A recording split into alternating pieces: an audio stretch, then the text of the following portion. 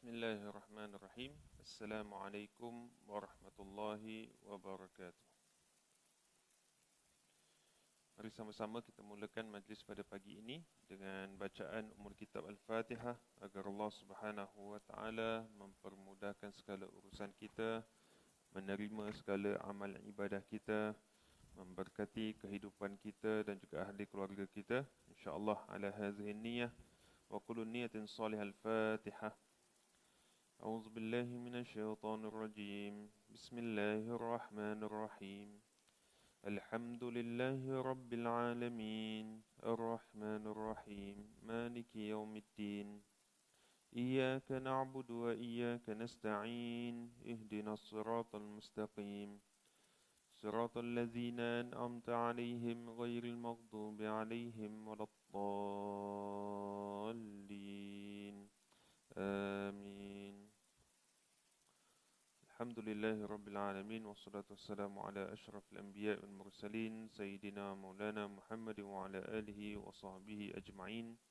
Qala subhanaka la ilma lana illa ma 'allamtana innaka antal alimul hakim. Qala rabbi shrah li sadri wa yassir li amri wahlul 'uqdatam min lisani yafqahu qawli, amma ba'd. Alhamdulillah, kita bersyukur kepada Allah Subhanahu wa taala kerana diberikan kesempatan untuk sama-sama sekali lagi kita berada di dalam rumahnya pada pagi ini. Sama-sama kita niat i'tikaf, sama-sama kita niatkan untuk mencari ilmu kerana Allah Subhanahu wa taala. Moga-moga Allah Subhanahu wa taala memberkati usaha kita pada pagi ini. Dan terima kasih kepada ibu-ibu sekalian kerana masih lagi bersama-sama dengan saya walaupun pada waktu pagi ini kita rasa agak berbeza minggu ni dengan juga minggu lepas sebab dalam keadaan berpuasa. Kalau sebelum berpuasa mungkin kita datang dah sarapan pagi dulu dan sebagainya, tapi ni semua sarapan pagi tadi pukul 5 pagi kan. Jadi mungkin dalam keadaan penatnya, lelahnya ataupun mungkin dalam keadaan ada urusan-urusan yang lain, tapi kita ambil peluang pada pagi ini untuk datang ke dalam masjid, datang dalam rumah Allah Subhanahu wa taala untuk menuntut ilmu. Moga-moga usaha ini diberkati oleh Allah Subhanahu wa taala. Amin ya rabbal alamin. Baik.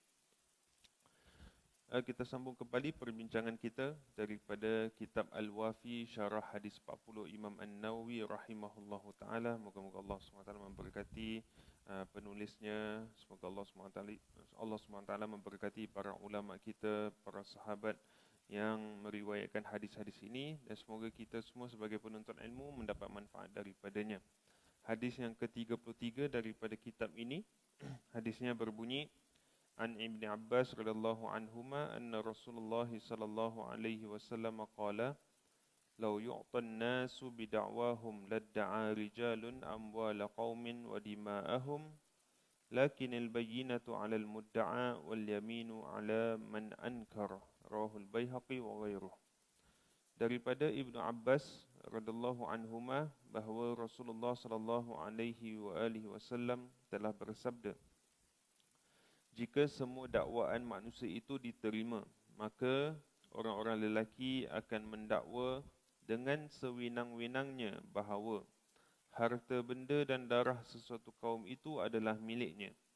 Akan tetapi keterangan al-bayyinah terletak di bahu orang yang mendakwa dan sumpah al-yamin atas orang yang mengingkari dakwaan ke atasnya, orang yang kena dakwa. Hadis hasan. Hadis diriwayatkan oleh Imam Al-Baihaqi dan selainnya sebegini dan sebahagiannya dalam Sahih Al-Bukhari dan Muslim rahimahullahu taala. Baik. Hadis ini membincangkan tentang asas-asas penghakiman dalam agama Islam. Kita dah bincangkan banyak dalam perkara ini, tapi kita sambung sedikit lagi perbincangan ataupun keterangan yang telah dinyatakan oleh mualliful kitab dalam kitab ini, insya-Allah. Kita berhenti dalam poin nombor 7 ya, betul? Poin nombor 7. Muka surat 460, betul? 460. Bila pihak yang kena dakwa bersumpah. Okey. Jadi dia punya poin yang diketengahkan dalam hadis ini ialah Nabi kata Nabi kata al-bayyinatu 'alal mudda'a.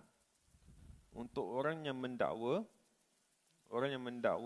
dia perlu memberikan keterangan, dia perlu memberikan bukti. Okay, contohnya dia kata saya nampak orang itu mencuri sebagai contoh. Jadi dia kena datang dengan bukti. Bukti dia mungkin dia nampak dengan mata kasarnya, kemudian ada barang yang hilang, kemudian mungkin ada CCTV rekod orang tu sedang ambil, ataupun mungkin daripada pihak-pihak yang lain ataupun witness yang lain yang melihat perkara yang sama. Itu dinamakan sebagai bukti al-bayyinah. Wal yaminu 'ala man ankar, dan juga sumpah. Okey, sumpah mengatakan bahawasanya perkara itu dia tidak lakukan, 'ala man ankar, kepada mereka yang kena dakwa. Jadi kalau misalnya kata dia tak curi, yang mendakwa itu tidak memberikan bukti, kemudian yang didakwa itu mengatakan saya tak mencuri, sumpah saya tak mencuri, maka ia akan terselamat daripada hukuman. Jadi yang pertama mesti ada al-bayyinah.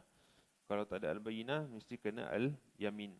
Kemudian pada minggu lepas kita bincangkan tentang maksud al-yamin itu kepada siapa. Adakah kepada yang kena dakwa sahaja, ataupun boleh juga diberikan kepada yang mendakwa. Jadi ada perbincangan para ulama. Ada kata boleh, ada kata tak boleh. Okay.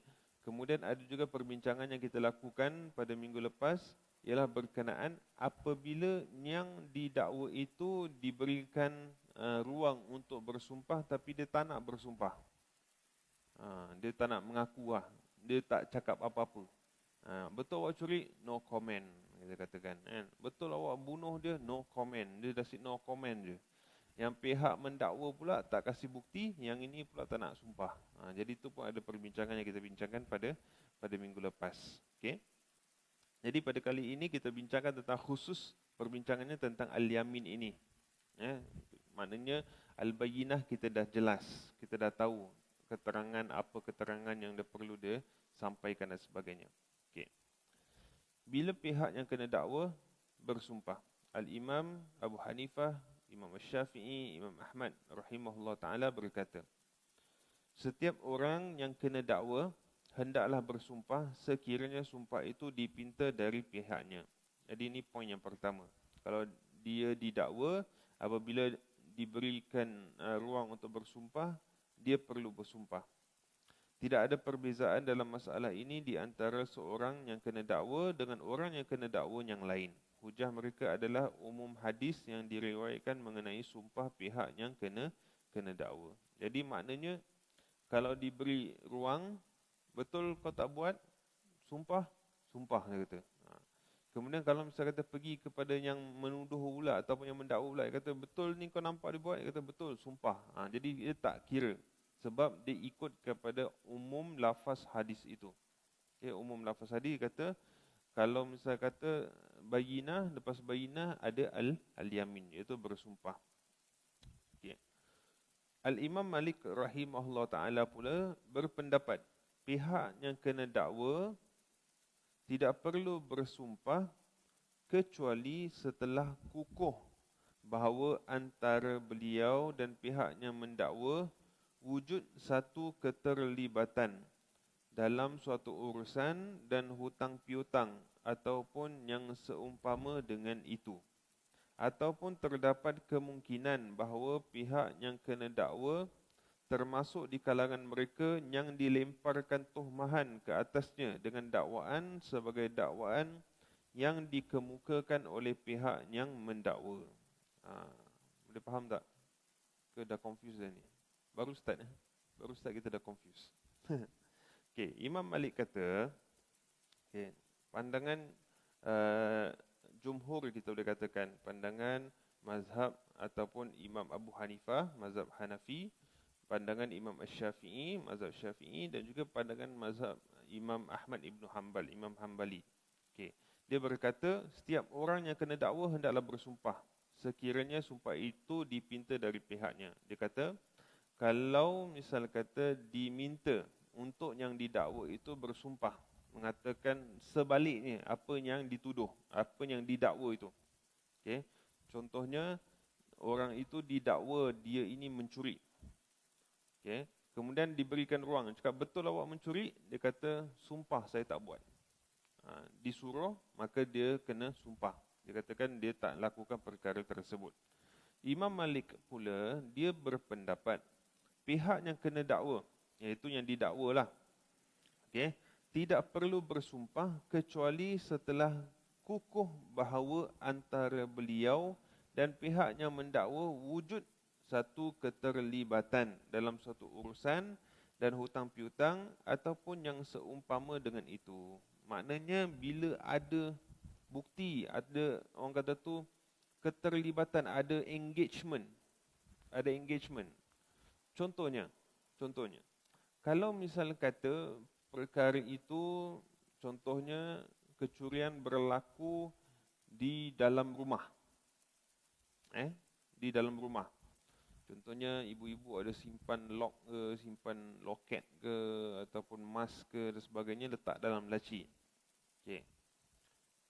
Tiba-tiba satu hari hilang. Okey, tak ada dekat dalam laci tu. Cari, kuncinya pun hilang. Kunci dia pun hilang. Jadi siapa dia punya prime suspect? Prime suspectnya adalah orang yang berdekatan tu tak? Dalam rumah tu sendiri mungkin, ataupun mungkin jiran sebelah dan sebagainya. Jadi bila kalau nak dibawa kepada penghakiman atau pengadilan, orang-orang yang terdekat ini yang perlu disiasatlah, cek ke apa dan sebagainya. Tapi kita tidak boleh ambil random person. Random person tiba-tiba tak tahu siapa nak cari, dia carilah orang-orang yang tinggal kat Tampines ke kat mana kan, tak pernah jumpa muka makcik ni dan sebagainya, tiba-tiba okey masuk, betul tak awak yang curi? So untuk dia tak perlulah, sebab tak ada keterlibatan yang tertentu. Unless kalau misal kata perkara itu, kejadian itu berlaku dan the circle of people yang berada di sekelilingnya itu boleh dibawa kepada dakwaan, boleh masuk dalam kes lah. Kalau ada kes pencurian ke, mungkin orang-orang yang suspek ni kan boleh ditanya, awak curi ke? Tak, saya tak curi. Awak ni ke? Awak ambil benda ni ke dan sebagainya? Awak tahu makcik ni, awak tahu ibu ni dan sebagainya? Kata saya kenal tapi saya tak pernah datang rumah dia, saya tak tahu dia tinggal mana. Saya jumpa dia selalu kat masjid je. Saya tak pernah tahu dia tinggal blok mana, tingkat berapa dan sebagainya. Macam mana saya nak curi benda tu? Okey. Jadi itu maksud yang apa yang saya faham daripada maksud Imam Malik rahimahullah ta'ala. Ataupun terdapat kemungkinan bahawa pihak yang kena dakwa, iaitu yang didakwa, termasuk di kalangan mereka yang dilemparkan tuhmahan ke atasnya dengan dakwaan, sebagai dakwaan yang dikemukakan oleh pihak yang mendakwa. Ataupun dia ni lah, macam dia ni didakwa secara general, macam dia lah tu dan sebagainya, tapi tak ada orang kata tu kenyataan yang kukuh.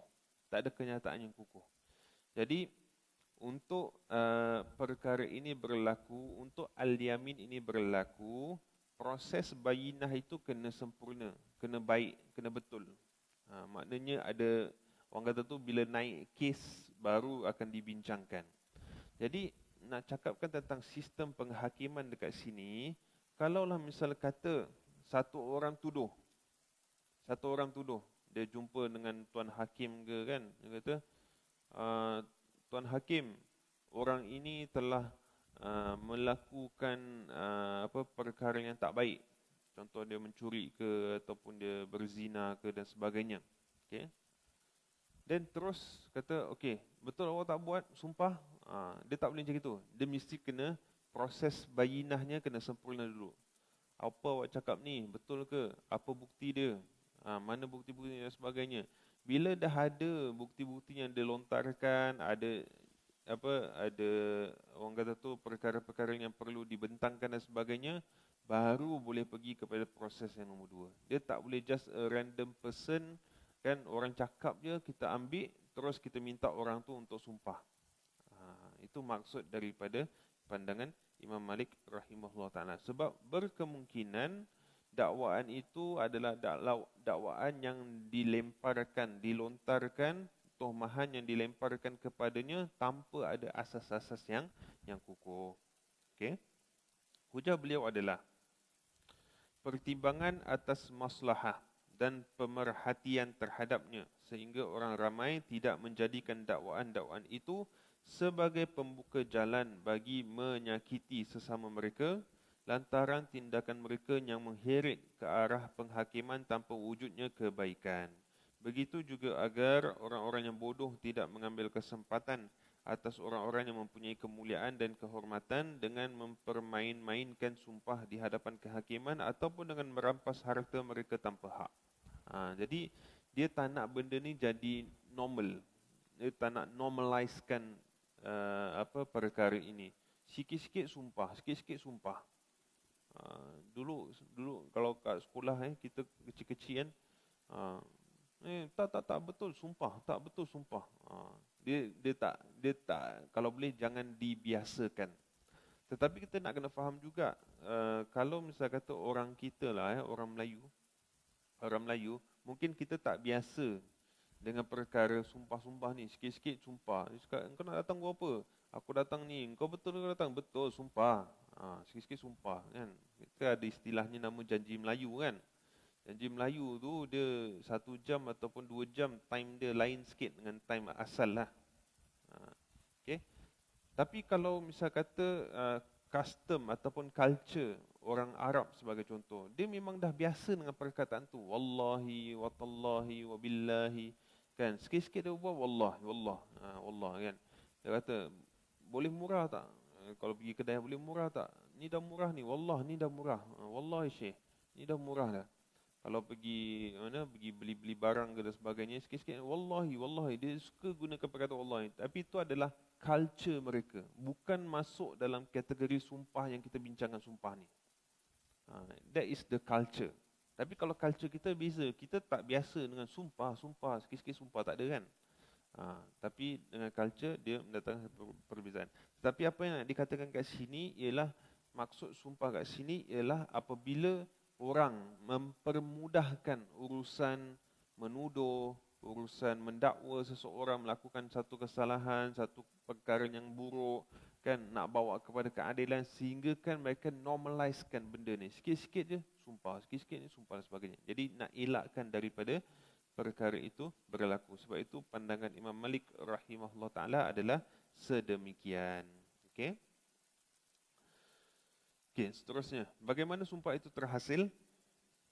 Apabila sumpah dipinta daripada salah seorang yang terlibat di dalam perselisihan tersebut, maka qadi ataupun ketua, kalau kita dekat sistem Singapura ini kita katakan sebagai mahkamah ataupun hakim, qadi hendaklah meminta beliau bersumpah dengan Allah Subhanahu wa taala. Tidak boleh bersumpah dengan selainnya, sama ada orang yang bersumpah itu seorang Islam ataupun tidak. Telah diriwayatkan oleh Imam Al-Bukhari, Imam Muslim dan selain dari kedua-duanya daripada Ibnu Umar radhiyallahu anhuma, daripada Nabi sallallahu alaihi wasallam yang telah bersabda, "Innallaha yanhaakum an tahlifu bi abaikum, faman kana halifan falyahlif billahi aw liyasmut." Sesungguhnya Allah telah melarang kamu bersumpah dengan bapa-bapa kamu. Maka barang siapa bersumpah, maka hendaklah bersumpah dengan nama Allah ataupun hendaklah dia diam. Jadi dalam hadis ini menceritakan bahawasanya apabila seseorang itu ingin bersumpah, bersumpah atas nama Allah Subhanahu wa taala sahaja. Tak boleh kita sumpahkan atas nama, contoh nama bapa kita ataupun nama keturunan-keturunan kita ataupun nama orang-orang pembesar-pembesar yang lain ataupun mungkin makhluk-makhluk yang lain, binatang ke dan sebagainya. Okey, tapi kalau kita sumpah atas nama Allah Subhanahu wa taala sahaja. Jadi biasanya perkataan dalam bahasa Arab kita katakan wallahi, wallahi, demi Allah tu maksudnya. Ataupun kalau bahasa Arab yang biasanya wallahi, wabillahi, watallahi, ini semua maksudnya demi Allah. Okey, dalam hadis Nabi SAW, Nabi juga pernah menyebut wallazi nafsi biyadihi. Wallazi nafsi biyadihi. Maksudnya demi Tuhan di mana diri aku ini berada di tangannya, berada di atas kekuasaannya. Jadi maknanya memang Allah lah, Tuhan lah. Allah Tuhan. Okay? Tak boleh kita sumpah kepada perkara-perkara yang lain. Mungkin culture orang Arab pada ketika dahulu memang biasa dia bersumpah atas nama-nama datuk nenek moyang mereka kerana memuliakan mereka dan mengagungkan mereka dan sebagainya. Tapi apabila sumpahan ini berlaku pada zaman Nabi, Nabi pesan tidak boleh disumpahkan atas nama selain daripada nama Allah Subhanahu Wa Taala.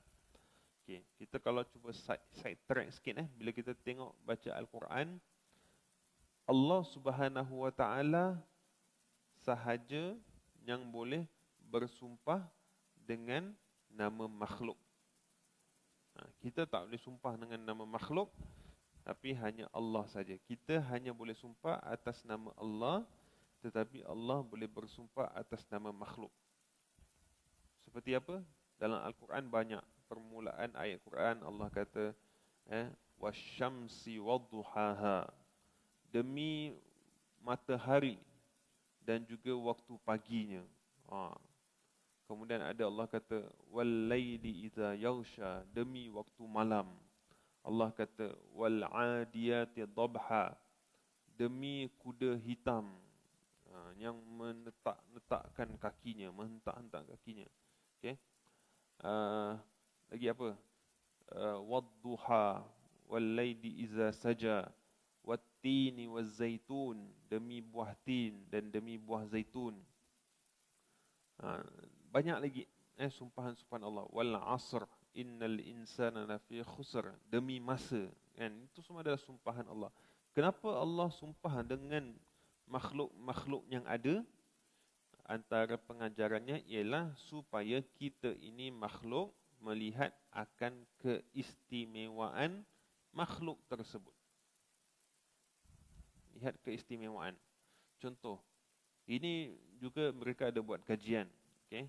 Contohnya, bila Allah sebut wattini wazzaitun, demi buah tin dan demi buah zaitun. Kalau English apa? Fig and olive. Betul? Fig and olive. Jadi bila Allah sumpah atas nama fig and olive, maka mungkin ada kelebihan daripada dua buah tersebut. Dia buah ke sayur? Buah buah lah kan. Okay. Jadi mereka mengkaji kelebihan buah tin, kelebihan buah zaitun, dan mereka melihat ada banyak kelebihan dia kan, kesihatan. Orang kata tu kalau minyak zaitun tu ada kelebihan dia yang tersendiri kan. Olive oil kita kata minyaknya pun mahal. Kalau nak buat masak ke, boleh buat ubat dan sebagainya. Makanan-makanan ni ada khasiat-khasiat yang tertentu. Jadi bila Allah kata contoh wasyamsi wadduha, dan demi matahari. Jadi untuk kita melihat kelebihan matahari itu sendiri, bagaimana Allah Subhanahu Wa Taala menciptakan. Kenapa Allah mengatakan wal adiyati dhabha, demi kuda hitam. Banyak-banyak binatang Allah kata kuda hitam ni. Kenapa dengan kuda hitam? Sebab kuda hitam ni melambangkan satu kemegahan, kekayaan seseorang. Kita tak ada kuda hitam lah, tapi kita ada kereta yang cap kuda hitam. Tahu? Ferrari kan. Dia cap kuda hitam. Maknanya melambangkan satu kemegahan, kekayaan seseorang. Jadi kalau cerita orang-orang dulu, orang Arab dulu, bila kita sebut kuda hitam, dia tak ingat dangdut kuda hitam tau, tapi dia akan ingat satu kenderaan perang. Dia satu kebanggaan. Jadi bila sebut je, semua orang akan dengar. Dia macam satu attraction. Ibu-ibu selalu macam tengok movie tengok wayang ke apa. Kan nanti sebelum wayang itu dah show dekat wayang, dia ada trailer kan, ada trailer keluar. Jadi trailer tu dia tak ceritakan semualah. Trailer dia akan tunjukkan mungkin gambar kereta, gambar aktor dia, actress dia dan sebagainya. Kemudian diorang akan nak clash diorang nak lawan. So bila dah clash tu, kereta dah dekat ni terus stop. Kata jumpa nanti pada tanggal apa dan sebagainya. Jadi mendatangkan excitement, tak sabarlah nak tengok. Jadi bila Nabi sebut wal adiyati dhabha, diorang macam cerita best ni. Diorang nak dengar. Jadi mereka tahu kemuliaan tersebut. Macam kita cakap kudita, apa yang kita tahu? Naik kuda pun tak pernah kan. Yang kita tahu yang dangdut tu je lah.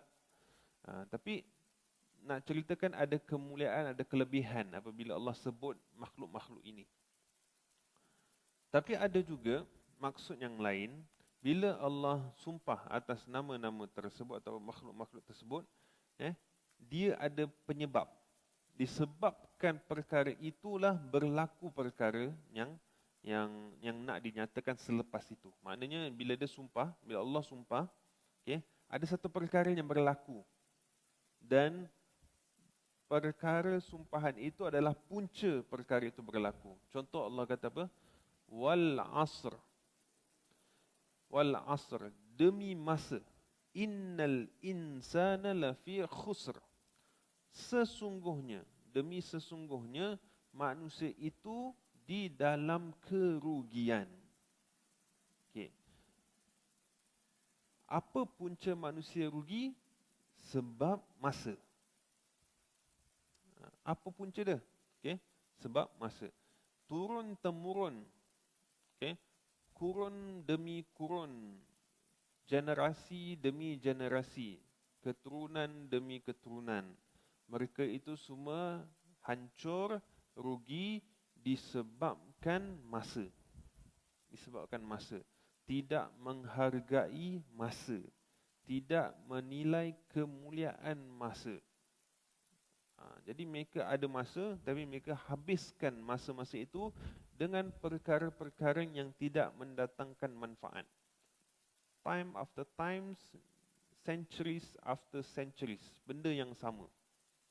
Kejatuhan satu generasi ialah disebabkan mereka tidak mengambil indah tentang masa. Masa. Jadi kita tengok kehidupan kita. Kita dah hidup berapa lama? Berapa lama dalam kehidupan kita ni kalau ikut pada percentage yang kita habiskan masa kita untuk amanu, beriman, amilus solihat, amal soleh, tawasaw bil haq, menasihati, berwasiat kepada perkara-perkara yang hak, dan juga nasihat menasihati bis sabar, dengan kesabaran. Out of kita punya umur kita hidup kat dunia ni, berapa percentage kita yang kita habiskan dengan melakukan empat perkara ni? Dengan perkara-perkara yang tidak bermanfaat yang kita lakukan. Cuba kira.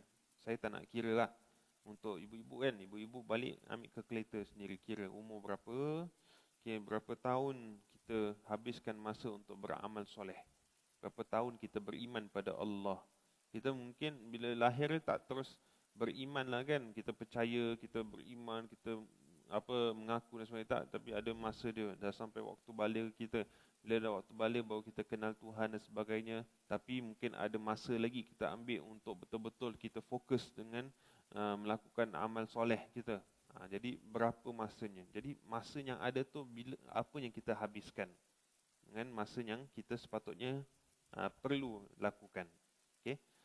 Jadi Allah ada kemuliaan tersebut, boleh bersumpah atas nama-nama makhluk untuk menjadi pengajaran kepada kita, untuk mengkaji kelebihan perkara itu. Okey, balik kita. Tapi untuk kita manusia, bila kita nak sumpah, dalam kes-kes yang tertentu kita tak boleh suka-suka je. Demi matahari, demi apa. Itu bukan ni. Unless kalau kita quote lah, kita quote ambil ayat ke apa, kita jadikan syair ke jadi apa, tak kisah, tu lain cerita. Tapi kalau kita awak ni mencuri ya, tak, betul saya tak buat, sumpah demi matahari, tak boleh. Boleh hanya nama Allah Subhanahu Wa Taala saja. Qadi, bertanggungjawab, menentukan agar sumpah diperkuatkan dengan menyebut sifat-sifat Allah Subhanahu Wa Taala. Sebagaimana orang yang bersumpah berkata, demi Allah yang tiada Tuhan melainkan Dia yang mengetahui yang ghaib dan yang kelihatan, yang Maha Pengasih dan Maha Penyayang. Dan lain-lain sifat Allah Subhanahu Wa Taala, dengannya sumpah itu menjadi lebih besar dari diri orang yang bersumpah dan menghalang orang yang bersumpah dari bersumpah sekiranya dia mengetahui akan kedustaan dalam sumpahnya itu. Jadi bila kita sumpah atas nama Allah Subhanahu Wa Taala, bermaksud tidak ada zat yang lebih besar daripada Allah. Jadi maknanya itu adalah perkaranya the ultimate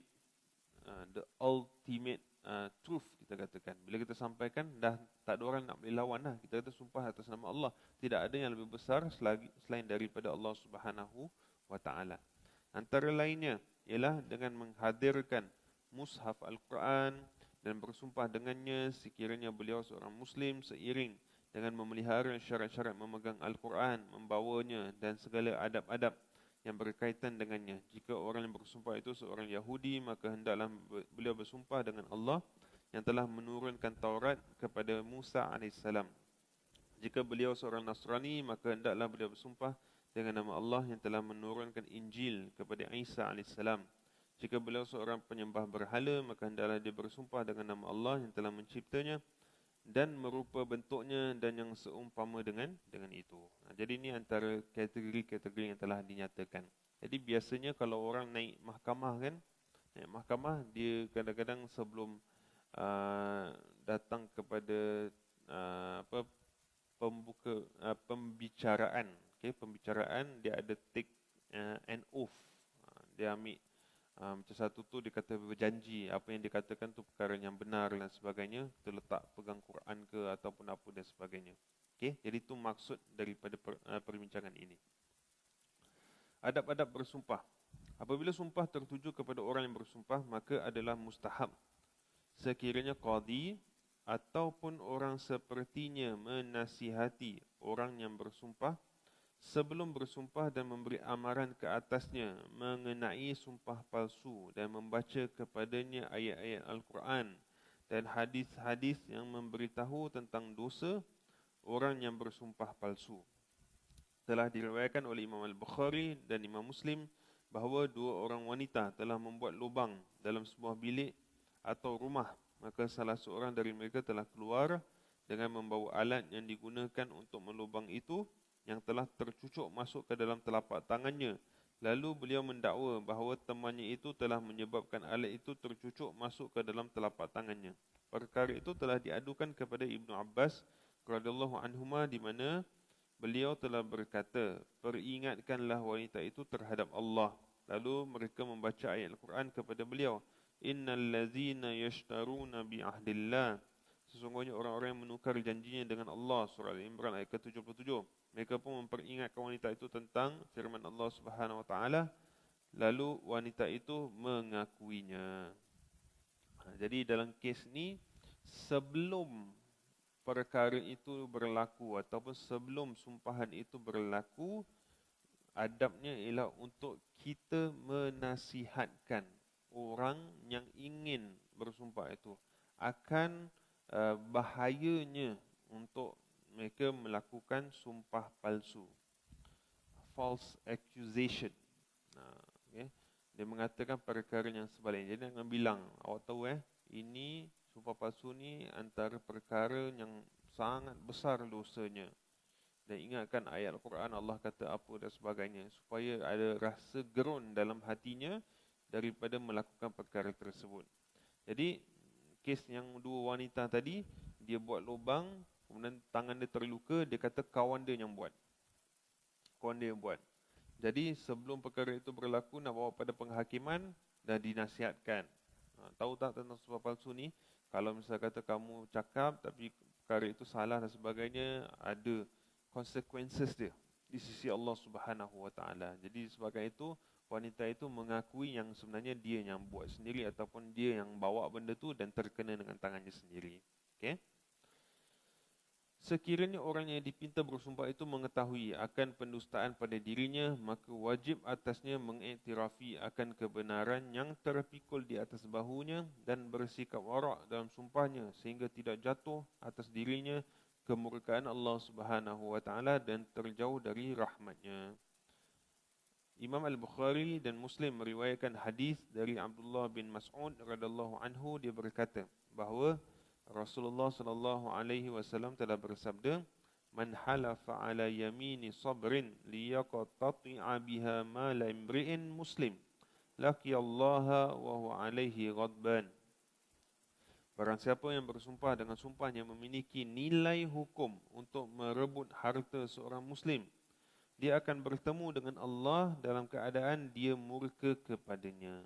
Okey. Jadi kadang-kala bila kita cakap tentang sumpahan ini dalam dalam perbincangan atau dalam penghakiman.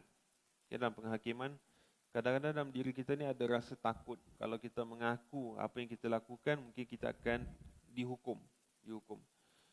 Mungkin memang betul kita buat, kita mencuri ke ataupun kita melakukan satu perkara mungkar dan sebagainya, dibawa kepada penghakiman. Jadi mudah untuk kita untuk berbohong di hadapan orang supaya kita ini terlepas daripada hukuman di dunia.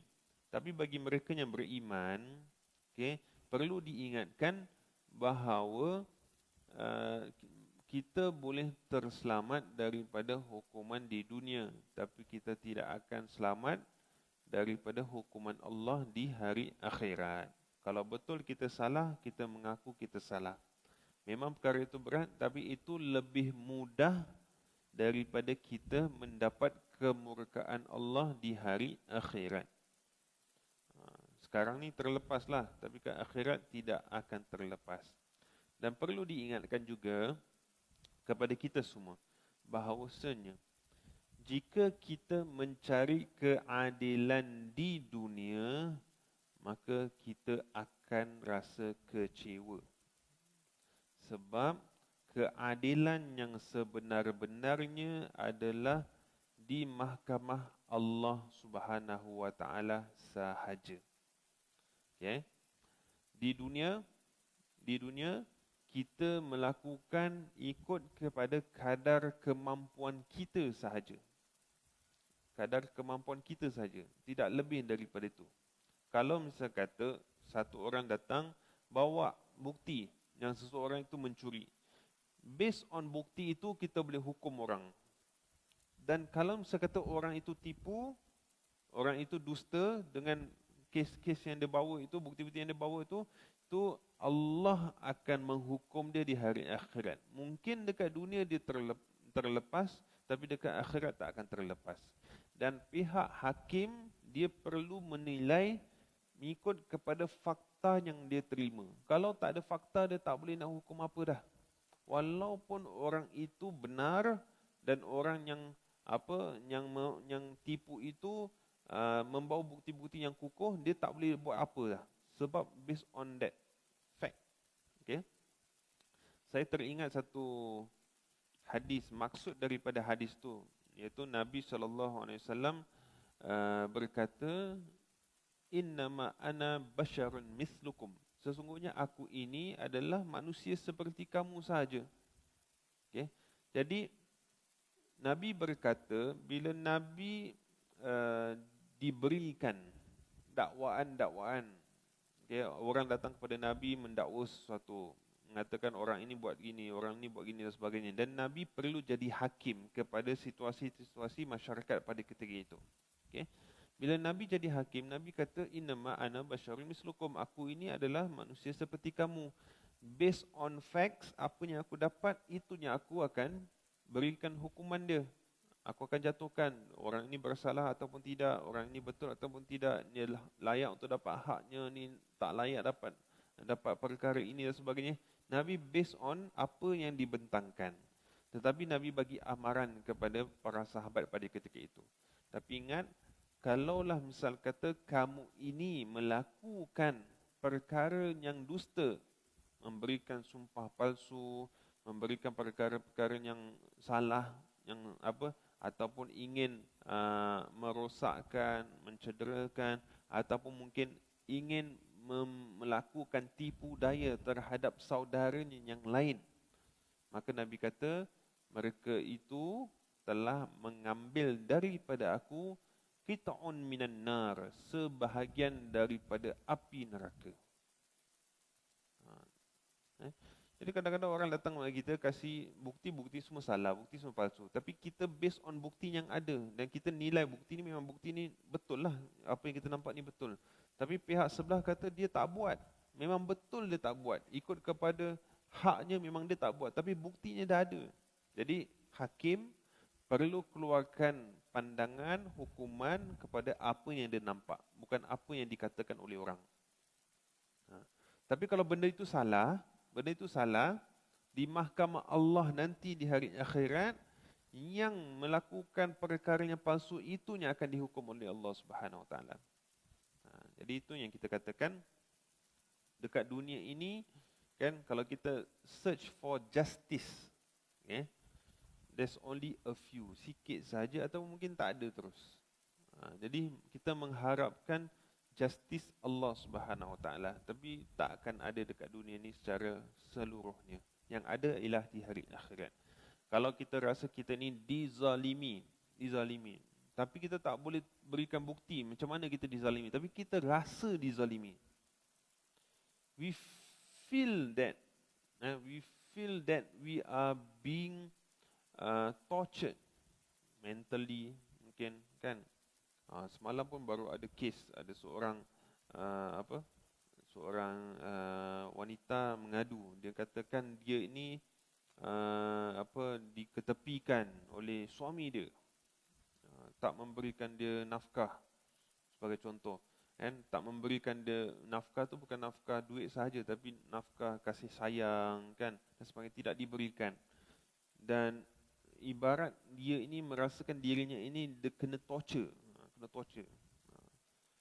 mentally tortured dia katakan. Tapi persoalan dia, apa bukti dia awak kena mentally tortured? Apa? Macam mana? Apa maksud, apa istilahnya suami awak tak berikan awak kasih sayang? Apa maksud awak suami awak tak berikan awak attention? Jadi kita nak nilai itu ikut kepada apa yang kita tahu dan apa fakta yang kita terima. Tapi yang selebihnya nanti, kalau betul suaminya tak melakukan tanggungjawabnya dengan betul dan sebagainya, dia melakukan perkara yang salah dan sebagainya, the ultimate truth nanti akan dikemukakan di mahkamah Allah di hari akhirat. Allah yang akan menilai orang ini melakukan tanggungjawab ataupun tidak, orang ini tipu ataupun tidak dan sebagainya. Okay? Jadi itu maksud yang nak diketengahkan dekat sini. Okay. Kemudian Imam Al-Bukhari dan Imam Muslim meriwayatkan daripada ni, okay, kita nak baca. Jika ia mengetahui akan kebenaran pada dirinya, maka yang lebih utama hendaklah ia bersumpah, dan kemungkinan wajib atas dirinya berbuat sedemikian sebagaimana yang kamu ketahui. Justru Allah Subhanahu Wa Taala telah mensyariatkan sumpah dalam keadaan ini agar hak seorang muslim itu terpelihara dari menjadi sia-sia, dan supaya orang-orang bodoh tidak menjadikan dakwaan-dakwaan itu sebagai pembuka jalan untuk memakan harta manusia secara batil dan mendakwa atas mereka terhadap sesuatu yang bukannya merupakan hak mereka. Lantaran mereka mengetahui bahawa orang yang mereka dakwa itu bersikap warak dalam sumpahnya, lalu keputusan hakim memihak kepada mereka atas dakwaan mereka tersebut. Okay. Jadi dalam masa yang sama juga kita perlu faham, ada orang dia ini pandai berbicara. Dia memang salah, tapi dia pandai putar belit. Dia punya cara cakap tu orang boleh convince. Tapi ada orang tu dalam side yang betul, tapi dia ni tak ekspresif. Dia tak tahu nak berbual. Bukan cakap dia tak tahu, tapi dia not an expressive person. Dia tak boleh nak keluarkan. Mungkin dia boleh keluarkan dalam bentuk tulisan. Dia pandai. Tapi nak berbual tu dia tak mampu nak berbual. Tapi orang yang, kalau istilahnya kita kata orang tu pandai goreng tu. Depan hakim, wah macam-macam dia goreng kan. Mi hailam, mi siam, mi apa semua keluarlah. Kan? Semua dia pandai buat. Tapi padahal dia melakukan satu perkara yang salah atau perkara yang palsu. Dia cakap benda yang salah, benda yang tak betul, dia tipu dan sebagainya. Tapi yang pihak yang betul ini, mungkin dia ini tak mampu nak berbicara, tak pandai nak berbicara, tak pandai nak keluarkan hasrat dalam hatinya dan sebagainya. Dan hakim tidak boleh menilai bergantung kepada itu. Hakim perlu menilai dengan fakta yang diterima. Mungkin daripada pihak yang tipu ini faktanya banyak, yang pihak ni faktanya sedikit, tak ada. Mungkin. Jadi ikut pada itu dia kena keluarkan keputusan. Jadi kadang-kadang keputusan memihak kepada si yang tipu dan sebagainya. Jadi yang akhirnya mahkamah Allah yang mampu meleraikan perkara tersebut. Okey. Seterusnya lagi sikit lagi. Kita ada banyak lagi sebenarnya. Ini sampai nombor berapa ya? Sampai nombor 15. Sekarang baru nombor 10. InsyaAllah minggu depan kita boleh habiskan. Okey. Baik, seterusnya penghakiman berdasarkan seorang saksi dan sumpah. Sekiranya bayinah keterangan pihak yang mendakwa tidak sempurna, sekira-kiranya hanya seorang saksi sahaja yang datang untuk bersaksi, di mana dakwaannya itu tidak akan menjadi kukuh kecuali dengan dua orang saksi, maka adakah diterima sumpahnya pihak yang mendakwa sebagai ganti kepada saksi yang kedua dan keputusan diberikan dengan memihak kepadanya. Okey. Jadi bila kita kata tentang bayinah, saksi, bukti, keterangan, dia boleh berbentuk penyaksian, saksi, witness. Ya, witness. Sekarang ini kalau kita kata tentang saksi, mesti ada dua orang. Okay, hadis Nabi kata syahidaka, dua orang saksi kamu. Maknanya mesti ada dua orang. Tapi sekarang ini dia hanya mampu kemukakan satu orang sahaja. Satu orang saja. Boleh tak sebagai ganti seorang saksi itu dia mengatakan dia nampak perkara itu berlaku plus sumpahan orang yang mendakwa itu. So jadi dua witness. Faham tak? Dia sepatutnya asal ialah satu orang yang mendakwa plus dua saksi. Tapi sekarang dia ada satu saksi je. Okay? Jadi satu saksi dengan mendakwa, orang yang mendakwa itu plus dia punya sumpahan. Jadi satu witness, tambah lagi satu jadi dua. Itu persoalan dia. Kemudian ulama berbincang. Berkatalah alim ulama mazhab Al-Hanafi, tidak boleh dilaksanakan penghakiman hanya dengan seorang saksi dan sumpah dalam mana-mana perkara yang melibatkan hukum hakam. Tidak dapat tidak. Dalam setiap dakwaan, al-bayinah mesti lengkap dan sempurna. Jika tidak, maka hendaklah pihak yang kena dakwa bersumpah, manakala pihak yang mendakwa tidak boleh bersumpah dalam keadaan ini. Hujah mereka adalah sabda Rasulullah sallallahu alaihi wasallam, syahidaka aw yaminuhu laisa laka illa zalik. Dua orang saksi kamu akan atau sumpahnya tidaklah apa-apa yang menjadi milik melainkan sedemikian itu. Riwayat Imam Al-Bukhari dan Muslim, dan lafaz ini adalah lafaz Muslim. Dan keumuman sabda Rasulullah sallallahu alaihi wasallam, al-yaminu ala mudda'a alaih, dan sumpah atas pihak yang kena dakwa. Telah berlalu penjelasannya.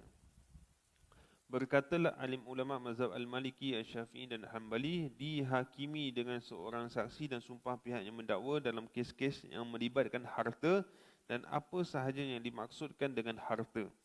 Adapun hujah mereka adalah hadis yang diriwayatkan oleh Imam Muslim daripada Ibnu Abbas radhiyallahu anhuma bahawa Rasulullah sallallahu alaihi wasallam telah menjalankan penghakiman berlandaskan seorang saksi dan sumpah pihak yang mendakwa.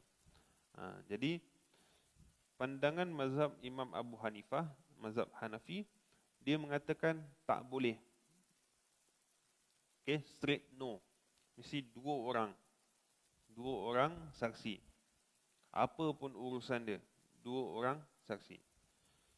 Alim ulama mazhab Maliki, mazhab Syafi'i, mazhab Hanbali, dia mengatakan kalau kes berkenaan dengan harta boleh. About harta, possession ataupun tentang harta peninggalan ke ataupun jual beli ke dan sebagainya, boleh satu saksi plus sumpahan yang mendakwa. Sebab Nabi pernah melakukan sedemikian pada satu ketika dahulu yang diriwayatkan oleh Ibnu Abbas radhiyallahu anhuma. Tapi kalau mazhab Hanafi, dia mengatakan tak boleh sama sekali in any in any session ataupun apa sahaja perkara pun. Tentang rumah tangga ke, tentang jual beli ke, tentang urusan harta ke, tentang kes jenayah ke, tentang wali perkahwinan ke apa dan sebagainya, tu tak boleh. Okay, tak boleh. Okay? Sebab tu kalau kahwin kan ada 2 saksi kan. Kahwin ada 2 saksi lelaki, tak boleh. Boleh satu tak? Boleh satu tak? Tak boleh. Tak sempurna. Tak sempurna. Saya bila nikahkan orang pun ada banyak kes juga. Kadang-kadang saksi yang buat hal. Saksi buat hal macam mana? Kan? Dah sampai rumah, dah okey, sekali duduk, saksi seluar koyak-koyak. Kesian. Kesian kan. Minta derma kot kan seluar dia. Koyak-koyak, koyak-koyak, rambut blond rambut blond. Jadi macam mana tu? Nak jadi saksi? Boleh tak? Boleh tak dia jadi saksi? Jadi saya katakan sebab antara syaratnya mestilah orang yang tidak fasik kan, orang yang tidak fasik ataupun orang yang tidak nampak melakukan kesalahan. Jadi kita nak cari orang buat salah ni bukan kita tak boleh tengok kepada diri dia lah, orang ni semayang ke tak apa tak lah, tapi kita lihat kepada zahirnya. Jadi kalau zahirnya dia pakai rantai emas dan zahirnya dia tak tutup aurat dengan sempurna, kita tak boleh terima. Jadi apa saya nasihatkan? Saya cakap dengan bapa pengantin, cakap pasal saksi tu anak dia. Kan bapa pengantin cakap, "Cik, boleh suruh anak cik ni tukar seluar tak?" Tukar seluar. Jadi dia kena tukar seluar lah. Tapi macam mana kita nak pastikan? Susah Ustaz nak cari, kalau betul-betul nak cari saksi yang betul-betul tak fasik. Dan dia ni memang pakai sempurna lah, bapa pengantin pun pakai sempurna kan. Tapi semayang dia pun tak terjaga, orang cakap kan. Kita datang macam-macam kan. Belum datang dia kata, dia cakap gitu, dia cakap gini. Memang orang cakap dia kan. Dia tak semayang, dia tak puasa, macam mana nak jadi saksi Ustaz? Tak sah lah. Okay. Sebab itu ada kepentingan sebelum memulakan akad nikah itu, kita ramai-ramai beristighfar, bertaubat kepada Allah Subhanahu wa taala, memperbaharui iman kita dengan kita melafazkan syahadah agar saksinya itu dalam keadaan taubat kepada Allah. Taubat insya-Allah Allah terima. Insya-Allah Allah terima. Jadi sebab tu ramai-ramai kena. Sebab tu kita selalu pesan. Dia kata, tuan-tuan perempuan sekalian, mari sama-sama sebelum kita melihat ibadah akad nikah ini, kita bersihkan hati kita dengan kita beristighfar kepada Allah Subhanahu wa taala agar Allah ampunkan segala dosa-dosa kita yang telah lalu. Dan kita memperbaharui iman kita dengan kita melafazkan syahadah agar rumah tangga yang bakal dibina ini masuk dalam keadaan fitrah bersih daripada segala dosa, iman kepada Allah Subhanahu wa taala. Ayuh ramai-ramai. Jadi paling tidak pun bila orang ramai-ramai sebut, dalam hatinya pun lafaz astaghfirullahalazim. Dia tahu ke, dia tak tahu ke, dia sedar ke tak sedar ke, ramai-ramai dah istighfar. Ramai-ramai dah istighfar. Jadi semoga Allah ampunkan dosa-dosa yang kita yang terdahulu dan penyaksian itu disahkan, valid. Sebab apa? Memang dia suci daripada dosa sebab dah istighfar kepada Allah. Sebab tu secara zahirnya kita boleh cek. Kalau dia cakap dia memang tak semayang, dia kaki judi, dia minum arak dan sebagainya, tapi time tu dia dah istighfar kan? Dia dah istighfar, Allah terima taubat dia. Jadi saksi yang sah. Saksi yang sah. Okey. Okey, saya rasa sini dah habis. Okey, 11. Saya berhenti yang nombor 11 ni. Dan kita habiskan pada minggu depan lah. Boleh? Yang 11 ni sumpah pihak yang mendakwa bersama dengan al-bayyinah dan sumpah saksi-saksi. Okey. Jadi kita berhenti di sini dahulu. Okey, apa yang boleh saya ketengahkan dekat sini kepada ibu-ibu sekalian dan juga kepada teman-teman yang mendengar sesi ini, bahawasanya dalam Islam bila kita bincang tentang sumpah ini, dia adalah satu perkara yang tidak boleh diambil ringan dan tidak boleh kita memperlekehkan hukum-hukum dia. Sehingga kan nanti mungkin kita ni suka-suka nak bersumpah, kan? Kita sikit-sikit cakap betul sumpah wallah dan sebagainya. Okay? Kita perlu memahami kemuliaan satu perkara yang telah diketengahkan ini, dan kita harus jaga kemuliaan dia. Jangan sampai kita ni macam bila kita terlalu mudah untuk melafazkan perkara-perkara seperti sumpah dan sebagainya ini, sehingga kan kita merendah-rendahkan apa yang kita sedang berkata ini. Sebab kita sebagai manusia, kita hanya boleh sumpah atas nama Allah Subhanahu Wa Taala. Jadi bila kita menyalahgunakan perkara ini, bermakna kita menyandarkannya kepada Allah. Dan Allah tu adalah maha suci daripada segala kekurangan yang ada. Jadi bila kita melakukan satu perkara yang salah dan kita sandarkan atas nama Allah Subhanahu Wa Taala, dia boleh jatuh antara salah satu daripada dosa kemungkaran kita kepada Allah, dan Allah boleh menghukum kita di mahkamahnya nanti di hari akhirat. Wal'iyadzubillah. Dan itu kita tidak inginkan perkara itu berlaku. Jadi harap ambil perhatian dan senantiasa berwaspada dan berjaga-jaga dengan kata-kata kita. Sebab kata-kata kita ini kadang-kadang boleh mendatangkan banyak mudarat kepada orang. Banyak perkara yang hancur pada satu ketika dahulu bukan disebabkan dengan perkara-perkara yang lain, anggota badan yang lain, tapi dengan anggota mulut dan lidah kita sahaja. Dunia boleh togang terbalik disebabkan mulut. Okay? Keluarga boleh berpecah belah disebabkan mulut.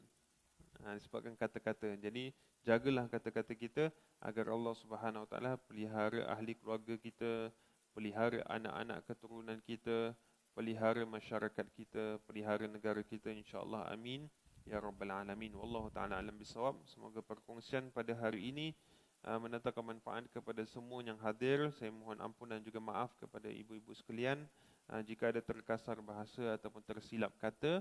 Aqul qouli hadza wa astaghfirullahalazim li wa lakum. Kita tutup dengan tasbih kafarah dan juga suratul asr. Subhanakallahumma bihamdika asyhadu an la ilaha illa anta astaghfiruka wa atubu ilaik. Bismillahirrahmanirrahim. Wal 'asri innal insana lafi khusr illa allazina amanu wa 'amilus solihat wa tawassaw bil haqqi wa tawassaw bis sabr.